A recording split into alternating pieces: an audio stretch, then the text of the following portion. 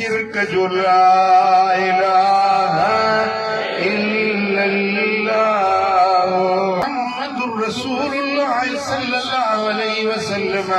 यो कलमो आ जेको काफरन के मोमिन कंदो आ, यो कलमो आ जेको निभागन के सभागो कंदो आ, यो कलमो आ जेको जहन्नम के जन्नती बणाईंदो आ, यो कलमो आ जेको ला वारिसन जो वारिस थींदो आ, यो कलमो आ जेको मुहम्मद अमीर जे शफाअत जो हक़दार बणाईंदो आ।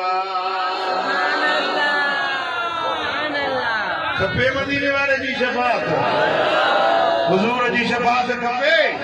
साईं फरमाइनि था जेको मुंहिंजी शफाअत में उम्मीद रखे थो इहो कलमो खणो पड़े, मुंहिंजो ने सां अहद आहे उनखे पाण सां गॾाए शफाअत करे जन्नत ॾे वठी हलां।